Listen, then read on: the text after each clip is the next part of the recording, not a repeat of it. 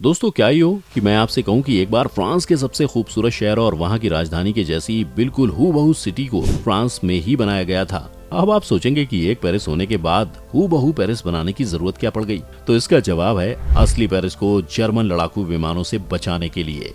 इसीलिए first world war के दौरान फ्रांस के इंजीनियर्स ने एक बड़ा काम हाथ में लिया। उन्होंने पेरिस से दूर एक और पेरिस शहर बसाने का काम शुरू किया। यहाँ गलियों, घरों, स्टेशनों और ट्रेन समेत रेल लाइंस और तो और पूरे शहर की नकल तैयार की गई थी।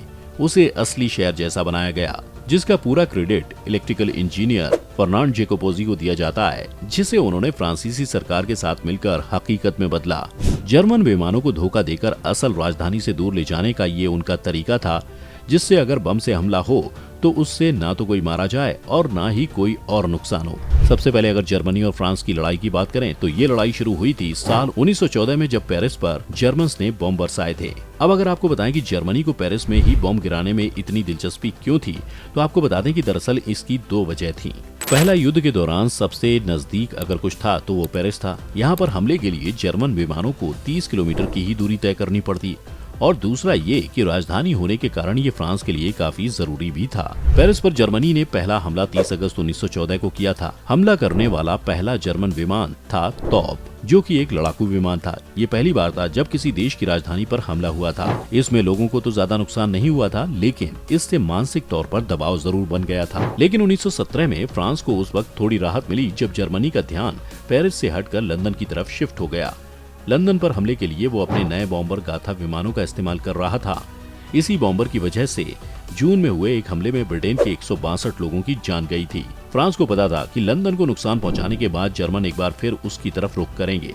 ऐसे में नकली पेरिस बनाने का प्लान बनाया गया और फिर इस प्रोजेक्ट में जेकोपोजी भी शामिल हो गए।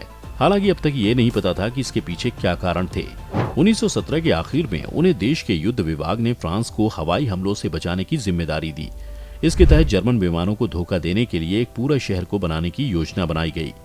आज के मॉडर्न टाइम में ये योजना कुछ ज्यादा ही थ्योरेटिकल लगती है, लेकिन उस वक्त इस तरह की योजना अपनाने की वजह को समझना मुश्किल नहीं है। उस वक्त आसमान से युद्ध तकनीक अपने शुरुआती दौर में थी। विमान के जरिए विस्फोटक ले जाया जाता और आसमान से देखकर निशाने पर सीधे तौर पर विस्फोटक को गिराया जाता था। तकनीक की कमी के कारण रात के वक्त पायलट आसमान से ये नहीं बता सकते थे कि वो असली पेरिस के ऊपर से उड़ान भर रहे हैं या नकली पेरिस के ऊपर। इसी का फायदा उठाया पेरिस शहर ने। जैसे ही दुश्मन यानी कि जर्मनी के विमान राजधानी की तरफ रात के अंधेरे में उड़कर आते थे, उनके पास तकनीकी उपकरण नहीं होते थे, बल्कि टोपोग्राफी की जानकारी देने वाले मैप होते थे। वो सेन नदी के पास से होते हुए उड़ते और बम गिराते। यहीं पर आपको बता दें कि फ्रांस के उत्तर में बहने वाली सेन नदी के पास ही पेरिस शहर बसा हुआ है। लेकिन ये नदी सीधी नहीं बहती थी। पेरिस के जाने माने ब्रिज और एफेल टावर के पास से गुजरने वाली ये नदी एक बार नहीं बल्कि दो बार मुड़ती हुई आगे बढ़ती है। इन्हीं में से दूसरे मोड़ के पास मायसॉन लफीते नाम की एक जगह है, जिसे जेकोपोजी ने नकली पेरिस शहर बनाने के लिए चुना। इसके अलावा जर्मन विमानों को धोखा देने के लिए दो और नए ठिकाने बनाए गए। पहला, राजधानी से 16 किलोमीटर दूर पूर्व में एक नकली इंडस्ट्रियल जोन बनाया गया और पेरिस के उत्तर पूर्व की तरफ विलेपेंटाइन में एक नकली शहर बनाने की योजना बनाई गई। 1918 में विलेपेंटाइन में जेकोपोजी ने रोशनी का खेल शुरू किया। रोशनी ने उन्हें यहाँ पर पेरिस का सबसे व्यस्त रहने वाले रेलवे स्टेशन गारे दे लेथ स्टेशन बनाया और तो और एक चलती हुई ट्रेन तक बनाई। सालों तक रोशनी के बारे में अपने शोध से मिली जानकारी का पूरा इस्तेमाल करते हुए जेकोपोजी ने लकड़ी की तख्तियों से ट्रेन के डिब्बे बनाए और एक कन्वेयर बेल्ट में लाइटें लगाकर चलती ट्रेन की फील पैदा की। आसमान से देखने पर ये एक चलती हुई ट्रेन के जैसी नजर आती थी। इंडस्ट्रियल एरिया बनाने के लिए जेकोपोजी ने लकड़ी का भरपूर इस्तेमाल कर फैक्ट्रियों के ढांचे तैयार किए। फैक्ट्रियों की छत पर उन्होंने कैनवास का इस्तेमाल किया, जिसे उन्होंने अलग अलग रंगों से पेंट किया। सफेद, पीले और लाल रंग जैसे अलग अलग रंगों के लैंप्स का इस्तेमाल उन्होंने इस चालाकी से किया कि उससे फैक्ट्री में आग लगी दिखे और उससे धुआं निकलता दिखे। उनकी कोशिश थी कि रोशनी प्राकृतिक दिखे, ताकि जर्मन पायलटों को किसी तरह का शक न हो। जेकोपोजी की कड़ी मेहनत का नतीजा उस वक्त सामने आ चुका था जब एक जर्मन गाथा विमान ने 16 सितंबर को राजधानी पर 22,000 किलो का एक बम गिराया। इस हमले में 6 लोगों की मौत हुई और 15 घायल हुए। ये योजना थी कि अगले हमले से पहले जेकोपोजी की इस फेक सिटी को चालू कर दिया जाएगा, लेकिन वो वक्त कभी आया ही नहीं। इसके 2 महीने बाद युद्ध खत्म हो गया और जेकोपोजी को पता नहीं चल पाया कि उनकी योजना से जर्मन पायलटों को चकमा दिया जा सका या नहीं।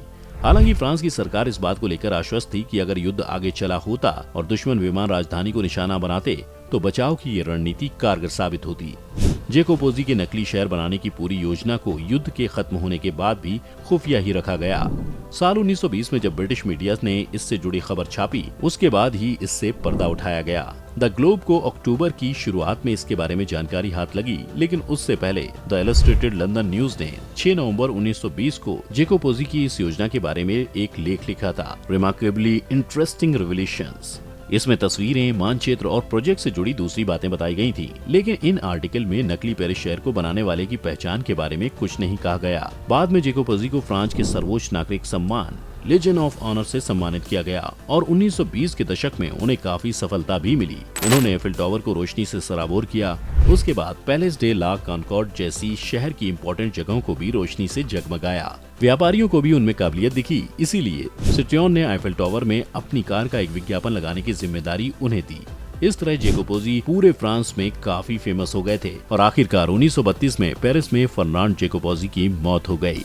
इस तरह आप देख सकते हैं कि कैसे दुनिया के सबसे खूबसूरत शहर को बचाने के लिए एक इंजीनियर ने अपनी जान लगा दी थी, जो ये तय कर रहा था कि अगर उस समय फिर से जर्मनी पेरिस पर हमला करता तब भी पेरिस बच जाता। आपको ये कहानी कैसी लगी आप हमें कमेंट करके बता सकते हैं। साथ ही इस वीडियो को लाइक और शेयर करना ना भूलें और चैनल को सब्सक्राइब भी कर लें।